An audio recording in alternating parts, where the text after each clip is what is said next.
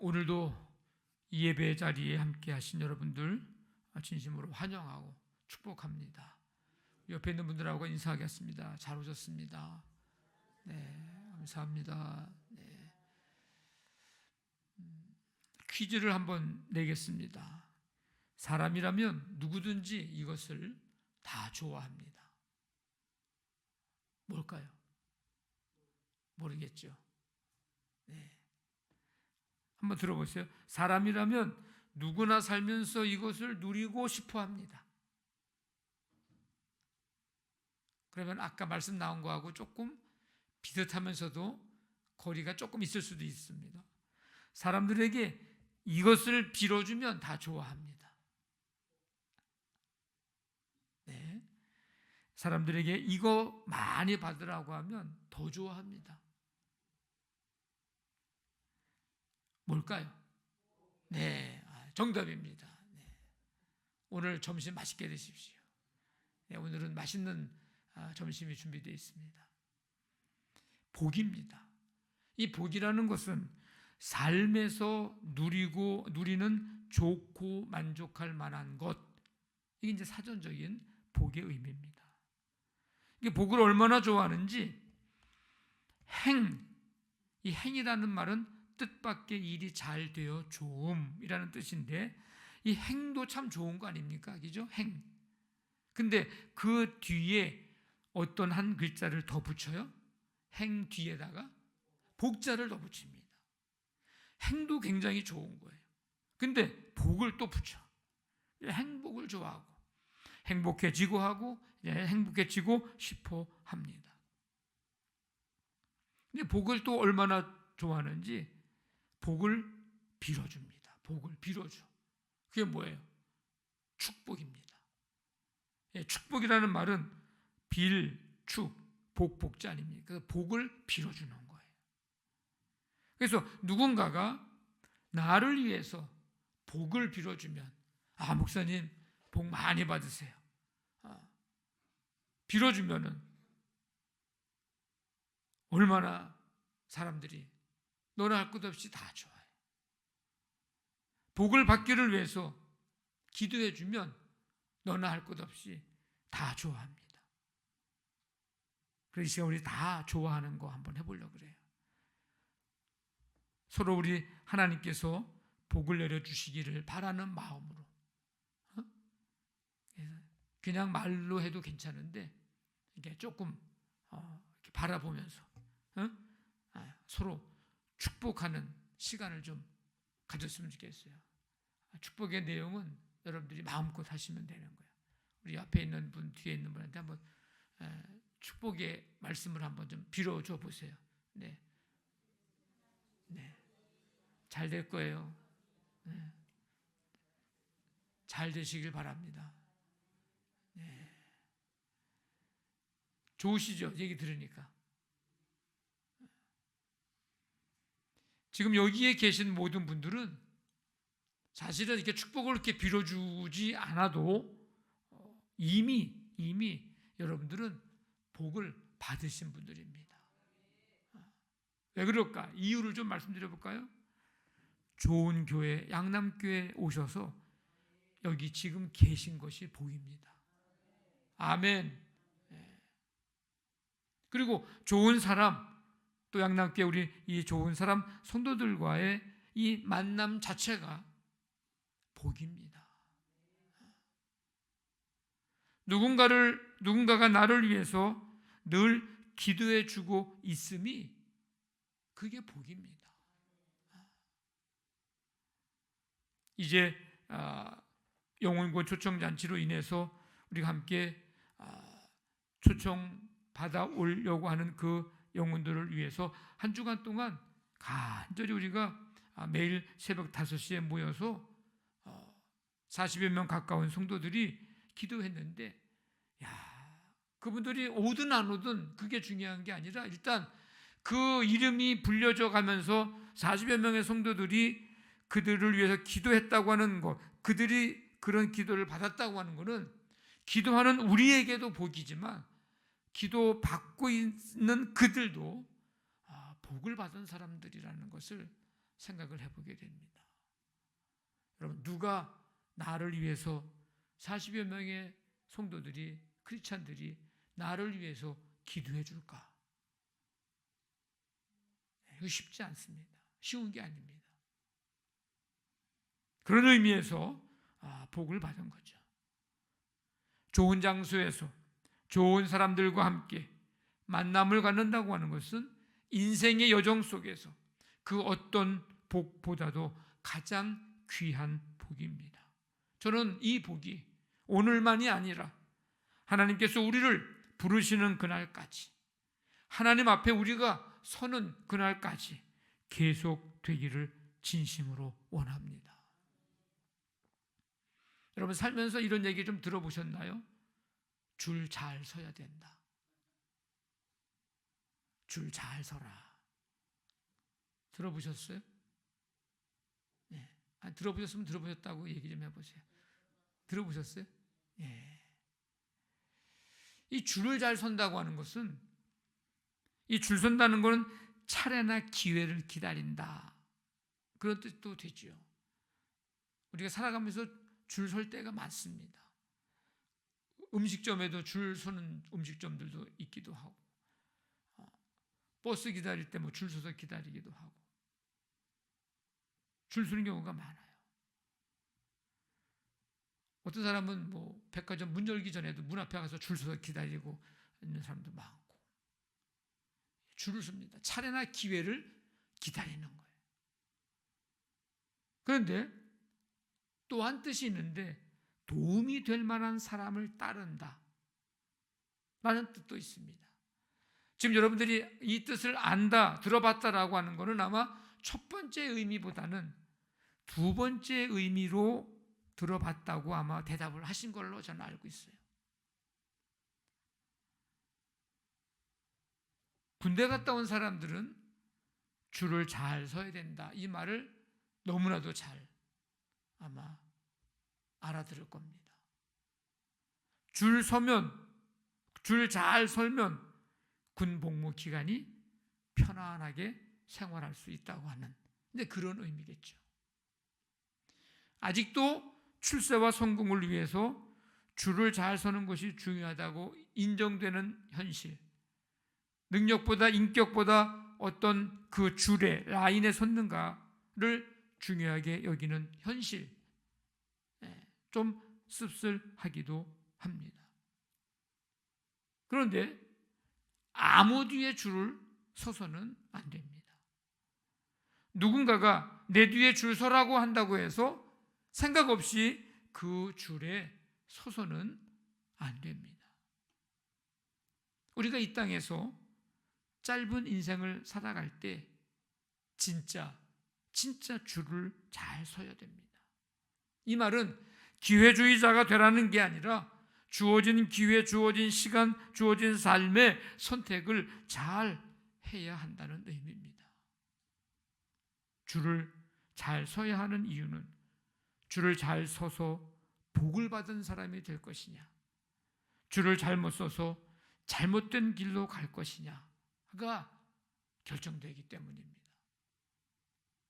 성경에 보면 줄을 잘 서서 소위 말해서 대박난 사람이 있는가 하면 줄 잘못 서서 실패의 삶을 산 사람들이 있습니다. 먼저 줄 잘못 서서 실패의 삶을 산 사람을 좀 보면 아담과 하와, 성경의 맨 앞에 있는 이 창세기에 나오는 부부죠. 이 두 사람에게 하나님께서 뭐라고 말씀하셨냐면, 동산 각종 나무의 열매는 네가 임의로 먹되 선악을 알게 하는 나무의 열매는 먹지 말라. 네가 먹는 날에는 반드시 죽으리라. 근데 짐승 중에 가장 간교한 뱀이 이렇게 말합니다. 하나님이 참으로 너희에게 동산 모든 나무의 열매를 먹지 말라 하시더냐?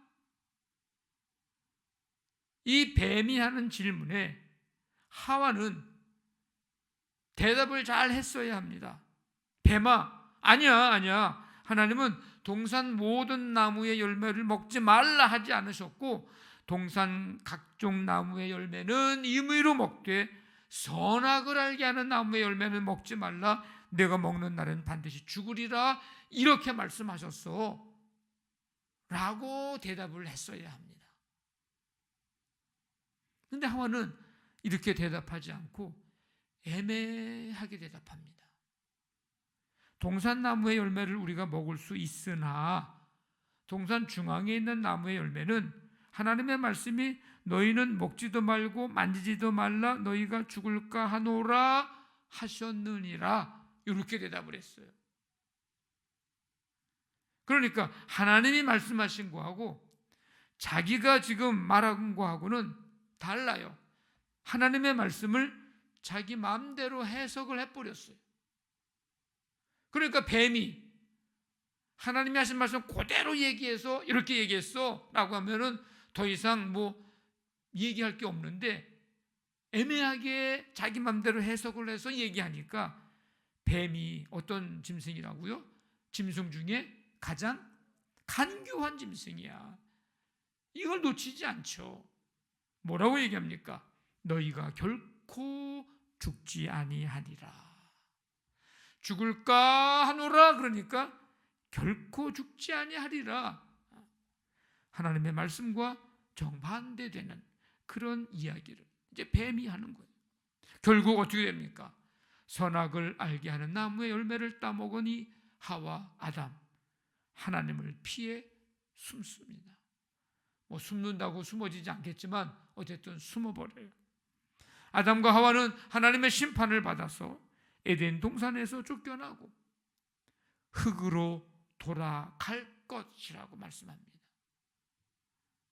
그리고 흙으로 돌아갈 때까지 고통과 수고의 삶을 살게 될 것이다. 여러분, 아담과 하와는 줄을 잘못 섰습니다. 멸망으로 가게 하는 뱀에게 줄을 서야 될 게 아니라, 줄을 설 것이 아니라 자신을 만드신 창조주 하나님, 생육하고 번성하여 땅을 정복하고 모든 생물을 다스릴 수 있게 하신 하나님에게 줄을 섰어야 합니다. 그런데 이 아담과 하와는 뱀에게 줄을 쓴 거예요. 뱀의 말을 들은 거예요. 줄을 선다고 하는 것은 그 줄에 선 그 말을 듣는다는 것과 같은 거거든요. 아담과 하와는 하나님의 말씀을 들었어야 합니다. 하나님께 줄을 서야 했습니다. 뿐만 아니라 오늘 읽은 이제 본문 말씀에 어느 부자에 관한 이야기인데, 예수님 어느 날 이제 길을 가시는데 한 부자 청년이 달려와서 예수님 앞에 꿇어 앉아 묻습니다. 선한 선생님이여, 내가 무엇을 하여야 영생을 얻으리이까? 이런 계명이 있는데 너 알지 않냐? 이 말은 계명 잘 지켰냐? 뭐 이런 뜻이기도 하겠죠. 그러니까 이 부자 청년이 옳지, 이때다 싶어가지고 아이 그럼요, 제가 어려서부터 잘 지켰습니다. 그랬더니 예수님은 그 부자 청년을 사랑하는 마음으로 말씀하십니다. 내게 아직도 한 가지 부족한 거 있는데 가서 내게 있는 거 팔아서 가난한 자들에게 주라. 그리하면 하늘에서 보화가 내게 있으리라. 그리고 와서 나를 따르라. 이 부자 청년이 어떻게 했을까요? 예수님의 말씀을 듣고 아 그거요, 내가 진작부터 하고 싶었던 거였어요 하면서 예수님의 말씀대로 했을까? 아 내가 다 내 거 다 팔아 가난한 자들에게 주려고 사실 오랫동안 기도하고 준비해 왔는데요, 말씀 잘하셨어요. 부자 청년은 그렇게 하면서 예수님의 말씀을 따랐을까? 오늘 말씀해 보니까 그렇지를 않았습니다. 이 사람은 가진 재물이 많아서 오히려 고민이 많았다고 얘기합니다. 그래서 슬픈 기색을 띠고 근심하며 어디론가 가버렸습니다. 여러분, 이 부자 청년은 줄을 잘못 섰습니다. 재물에게 줄을 섰습니다. 아니, 재물에 줄 섰으면 줄 잘 선 거 아닙니까? 여러분들이 물을 수도 있어요. 그렇게 생각할 수도 있어요. 아닙니다. 줄을 잘못 선 겁니다. 왜? 부자 청년은 예수님께 줄을 서서 주님 말씀대로 하고 예수님을 따랐어야 했습니다. 그런데 어떻게 했습니까? 예수님의 말씀을 받아들이지 않고 따르지 않고 슬픈 기색을 띠고 근심하며 갔습니다. 만약에 그런 말씀 없고 하신 말씀대로 듣고서 기뻐 뛰며 돌아갔습니다. 만약에 이렇게 성경이 기록됐다면 이 부자 청년은 가서 뭘 했을까요? 예수님이 말씀하신 대로 재산을 팔아 가난한 자들에게 주러 간 거예요. 그러고 나중에 아마 다 준 다음에 예수님을 따랐을 거예요. 기뻐 뛰며 돌아갔다고 표현이 됐다면. 그런데 고민이 많고 슬픈 기색을 띠고 근심하며 돌아갔다는 표현은 그렇게 하지 않았다는 얘기고 주님을 따르지 않았다는 얘기입니다. 부자 청년이 왜 줄을 잘못 선 것일까? 재물에 줄 섰다가 가장 중요한 것을 잃어버렸기 때문입니다. 지금 이 부자 청년은 뭐 때문에 예수님 앞에 나왔던 거예요? 어떻게 하면 영생을 얻느냐는 문제를 가지고 온 거 아닙니까? 그렇다면 영생을 얻으려고 왔다면 영생을 얻고 가야지. 얻으려고 왔다가 얻지 못하고 그냥 돌아가면 그것은 가장 중요한 것을 잃어버린 거예요. 여전히 재물에 줄 섰다가 여전히 재물에 줄 서서 살아가는 사람이 되고 말았습니다. 재물을 지키려고 하다가 나누라고 하는, 주라고 하는 주님의 말씀 듣지 않고 내가 이거 어떻게 본 건데 그 재물을 지키려고 하다가 영생을 지키지 못하고 영생을 얻지 못했습니다. 그렇다면 이 부자 청년은 줄을 잘못 쓴 거죠. 그런가 하면 줄 서서 대박난 사람들이 있습니다. 갈릴리 바다에서 고기 잡던 베드로와 안드레, 야고보와 요한, 이 네 명의 어부들입니다. 예수님이 이 땅에 오셔서 사역을 시작하실 때 혼자 한 게 아니라 함께 동역할 사람들을 부르셨어요.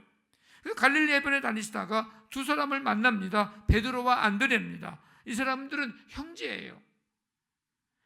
보니까 바다에 금을 던지는 것을 지금 예수님이 보셨어요. 그리고 이렇게 말씀하십니다. 야야야야 얘들아, 이 사람들아, 나를 따라 오라. 내가 너희를 사람을 낚는 어부가 되게 하리라. 그랬더니 이 형제가 어떤 태도를 보였을까? 아니, 내가 당신을 언제 봤다고? 내가 당신을 뭘 믿고 내가 따라갑니까? 의심할 법도 하지 않겠습니까?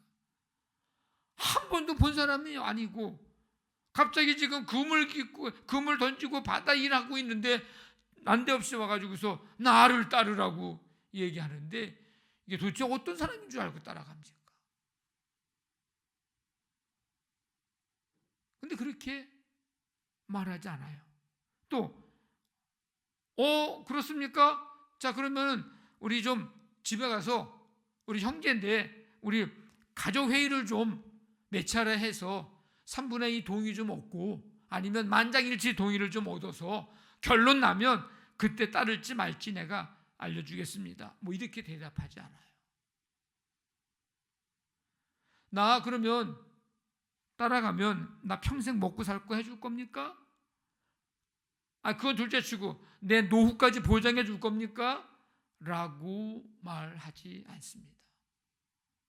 이 두 형제는 마태복음 4장에 보니까 곧 모든 것을 내려놓고 예수님을 따라 나섭니다. 이 두 형제를 이제 부르셨어요. 그리고 조금 더 가시는 거예요. 가시다가 또 두 사람을 만나요. 야고보와 요한입니다. 이들도 형제입니다. 배에서 열심히 이제 그물을 깁는 거예요. 근데 예수님이 그 모습을 보시고 베드로와 안드레처럼 부르셨어요. 그랬더니 이 두 사람은 어떤 태도를 보였습니까? 앞에 베드로와 안드레처럼 의심의 말을 하지 않습니다. 회의하고 오겠다고 말하지 않습니다. 먹고 살 거 해줄 거냐고, 노후 보장해 줄 거냐고, 그 조건 해주면 따르겠다고 조건을 걸지 않았습니다. 이 두 사람도 모든 것 내려놓고 말씀해 보니까 곧 예수님을 따라 나섰습니다. 이 네 사람은요, 예수님께 줄을 잘 선 사람입니다. 예수님을 만남으로, 예수님께 줄을 잘 서서 예수님을 따름으로 그들의 인생이 달라진 사람들입니다. 어부의 일도 귀한 일이지만 이제는 예수님을 전하고 복음을 전하며 사람 낚는 어부, 생명을 살리는 어부가 되었습니다. 예수님을 만남으로, 예수님께 줄을 잘 서 예수님을 따름으로 이 땅의 것, 썩어질 것에 마음 두고 살았던 삶이 이제 영원하고 썩지 아니하고 쇠하지 아니하는 영원한 것에 가치를 두고 사는 사람들, 가치관이 달라졌어요. 그저 갈릴리 바다에서 하루하루 먹고 사는 그런 어부, 먹고 사는 정도의 삶에 만족하면서 그냥 살아왔던 그들의 삶이 이제 하나님 나라, 천국을 소망하며 사람들을 하나님 나라로 이끌고 인도하려는 삶의 목표가 달라지는 그런 경험을 이들이 이제 하게 된 겁니다. 노후 보장, 현재 먹고 사는 문제, 노후 보장, 거기에서 그치는 게 아니라 사후 보장까지 확실히 받은 사람들입니다. 나를 따라오너라 했을 때 예수님께 줄을 서서 이 정도의 변화와 이 정도의 삶이 달라졌다면 이거는 대박 난 거 아닙니까? 지금의 문제뿐만 아니라 영원의 문제까지 해결받았다고 하는 것은 이건 보통 축복이 아니기 때문입니다. 줄을 잘 선 거예요. 또 한 사람이 있는데 세관에 앉아있던 세리 마태입니다. 당시에 이 세리라고 하는 직업은 이 로마의 통치 아래에 있기 때문에 로마의 세금을 이제 거두어서 바치는 직업이에요. 그러니까 자기 나라 백성들에게 세금을 받아요. 세금이 100원 내야 될 사람한테 200원 받아. 그래서 100원은 로마에 갖다 바치고 100원은 자기가 갖고, 세리의 월급이 있지만 그러나 자기가 세금을 막 더 걷는 거예요. 그러니까 그렇게 해서 부를 축적하니까 많은 사람들에게 손가락질을 받습니다. 싫어해요. 좋아하지 않아요. 왜? 자기에게 돈 뜯어가는 사람을 좋아할 리는 없잖아요. 당시에 죄인의 대명사 그러면 세리와 창기입니다. 그러니까 사람과의 관계가 좋을 리가 없어요. 그러면 어땠을까요? 삶이 외로웠겠죠. 가까이 하는 사람이 없습니다. 그런데 그가 오늘도 세리 마태가 세관에 앉아 있습니다. 자기의 일을 하는 거죠.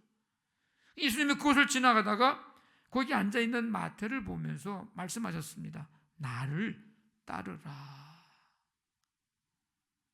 여러분, 세관에 앉아 있는 그 자리, 그곳은요 어떤 자리예요? 돈이 들어오는 자리예요.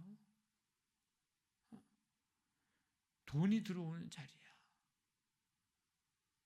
사람들에게 좀 욕을 먹긴 하지만 돈이 들어오는 그 자리를 박차고 일어나서 떠난다고 하는 것은요 쉬운 일은 아닙니다. 그런데 마태는 그 자리에서 일어나 예수님을 따라 나섭니다. 왜 그 자리를 떠났을까요? 모든 사람들이 부러워하는 자리인데 그 자리를 왜 떠났을까요? 돈통에는 돈이 쌓아가고 모든 사람들이 저 자리 좀 나 좀 앉고 싶다, 그래서 좀 많이 좀 돈 좀 벌고 부를 축적했으면 좋겠다, 부러워하는 자리이긴 하지만 그에게는 그 자리로 채울 수 없는 마음의 자리, 그 어떤 것도 채울 수 없는 것이 있었기 때문입니다. 모든 사람들이 그 자리에 한 번쯤 앉아서 힘을 과시해 보고 싶은 마음이 들고 그런 곳인데 그에게는, 마태에게는 그것 가지고도 내 마음의 한 구석에, 그 권력과 권세로 내 마음의 한 구석을 지금도 여전히 채울 수 없는 것이 있었기 때문입니다. 예수님이 나를 따르라 라고 하시는 그 말씀, 그 부르심, 그 속에 묻어있는 그 어디에서도, 그 누구에게서도 느끼지 못했고 경험하지 못했던 예수님의 사랑, 예수님의 긍휼, 예수님의 위로, 마태는 나를 따르라 이런 그 한마디에 내가 너를 뭐 어떻게 해줄게, 뭐 어떻게 해주면서 뭐 쓰다도 뭐 안아주고 뭐 그 손잡아주고 그렇지 하지 않고 그냥 앉아있는 모습 보고 나를 따르라고 하셨는데 그 말씀에 지금까지도 누구에게도 느끼지 못했던 주님의 그 사랑과 긍휼과 위로를 느꼈고 경험했기 때문입니다. 그동안은 사람들이 가까이 하지 않아요. 좋아하지 않아요. 손가락질해. 죄인의 대명수야. 바리새인들, 율법주의자들 정죄해.